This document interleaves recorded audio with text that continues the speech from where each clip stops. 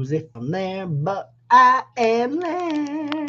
Hello, everyone. It's another Friday night, and here I am. It's me, Wiley, here to entertain you for another, 5, 10, 15 minutes or so with all my antics and my fun, silly stories.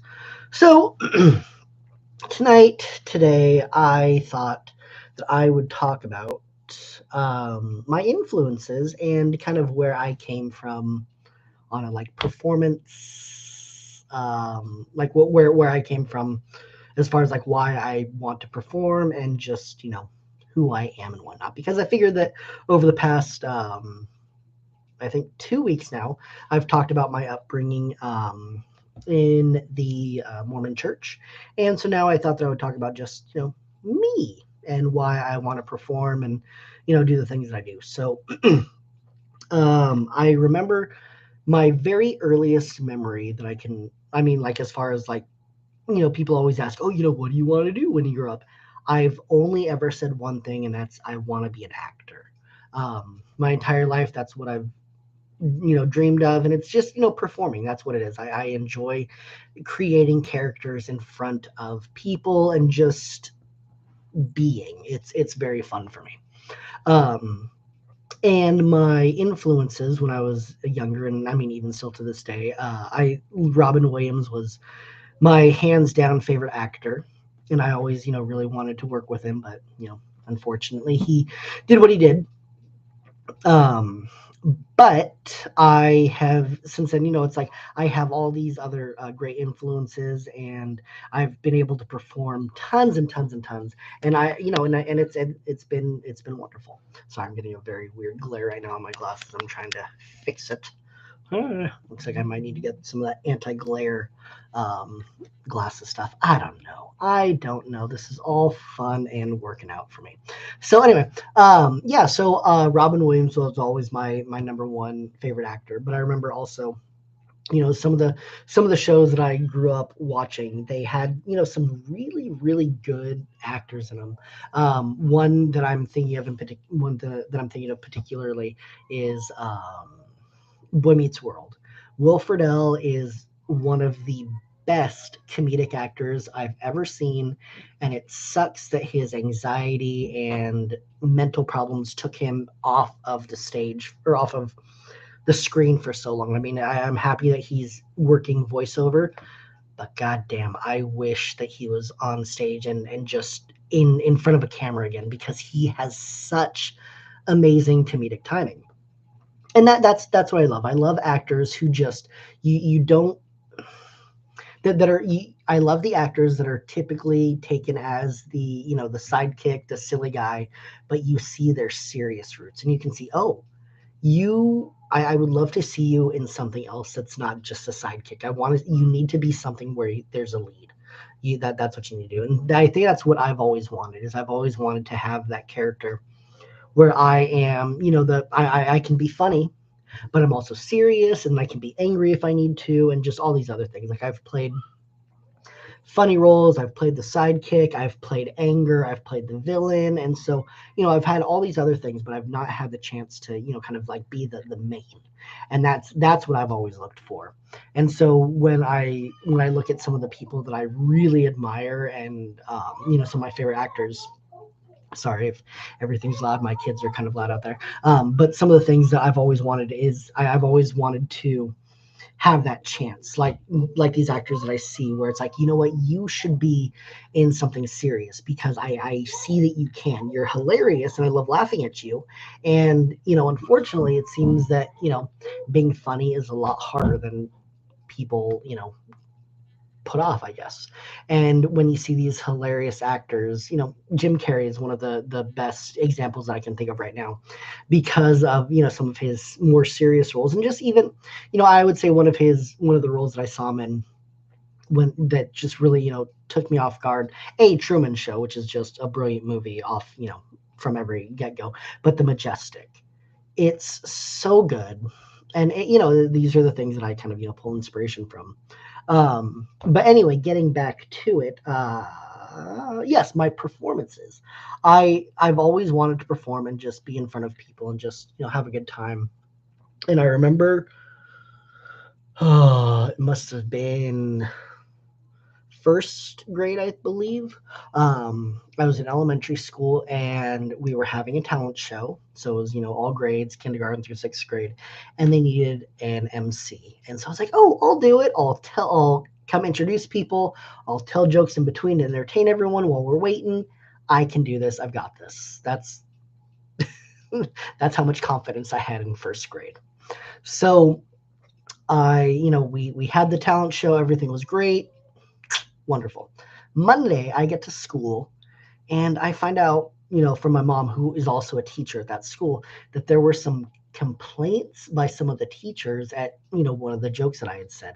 And I could be wrong on this, but I'm almost 100% positive that I was also told that these teachers wanted to either have me suspended or expelled for a joke that I told. So this was, let's see, I was first grade, I believe. So that must have been 92 ish, like 91, 92, 93. And so the joke, if I remember correctly, which, by the way, I got this joke from a joke book that I rented from the school library. Okay. The joke was, what's the quickest way to send a message? Telegraph, telephone, or telegirl? And, the laughter ensued. And so I can understand, the distaste for it. But I mean, come on, I was in first grade. I didn't know what I was saying. Well, I mean, yes, I did know what I was saying, but I wasn't meaning it in a bad way or anything. So yeah, so they were trying to cancel me when I was 7 years old. Stupid. But that's just, just a silly story about it. But yeah, I've been performing since then. I did TV and commercial acting when I was in middle school.